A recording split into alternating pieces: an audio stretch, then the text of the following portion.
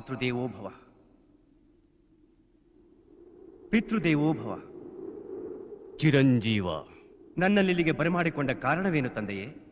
ಪಿತೃ ಋಣವನ್ನು ತೀರಿಸಿಕೊಳ್ಳುವುದಕ್ಕೆ. ಆಹಾ, ನನ್ನದೆಂತಹ ಭಾಗ್ಯ! ಆಜ್ಞಾಪಿಸಿ ತಂದೆಯೇ.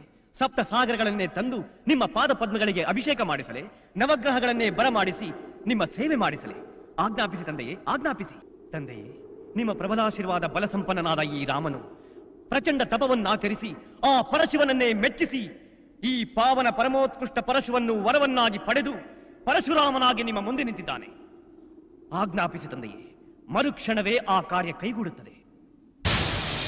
ಕೊಟ್ಟ ಮಾತು ತಪ್ಪಿದರೆ ಪ್ರಳಯವೇ ಆಗಲಿ, ಪ್ರಕಾಶವೇ ಅಸ್ತಂಗತವಾಗಲಿ, ಆಗಸವೇ ಕೆಳಗುರುಳಲಿ, ಅವನಿ ಮಂಡಲವೇ ಅಲ್ಲೋಲ ಕಲ್ಲೋಲವಾಗಲಿ, ಈ ಜಮದಗ್ನಿಸುತನು ಆಡಿದ ಮಾತಿಗೆ ತಪ್ಪುವನಲ್ಲ.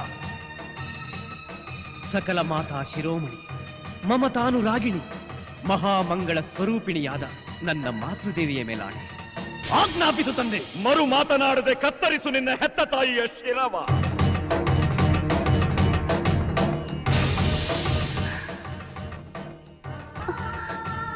ಓಂ ಪತಿದೇವಾಯ ನಮಃ.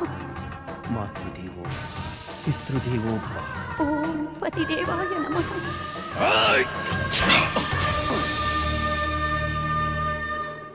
ಫಲ ಫಲ ಕುಮಾರ, ಫಲ ಕುಮಾರ, ಫಲ. ನಿನ್ನ ಪಿತೃವಾಕ್ಯ ಪರಿಪಾಲನೆಯ ದಕ್ಷತೆ ಅಮೋಘ, ಅಪೂರ್ವ. ಆನಂದವಾಯಿತು, ಮಹದಾನಂದವಾಯಿತು. ಕುಮಾರ, ನಿನಗೆ 3 ವರಗಳನ್ನು ಅನುಗ್ರಹಿಸುತ್ತೇನೆ, ಕೇಳು.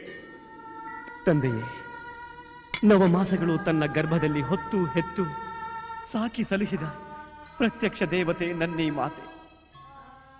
ಈ ಮಾತೆಗೆ ಪುನರ್ಜೀವವನ್ನು ಪ್ರಸಾದಿಸಿ ನನ್ನ ಮಾತೃಹತ್ಯಾ ದೋಷವನ್ನು ಪರಿಹರಿಸಿ ತಂದೆಯೇ.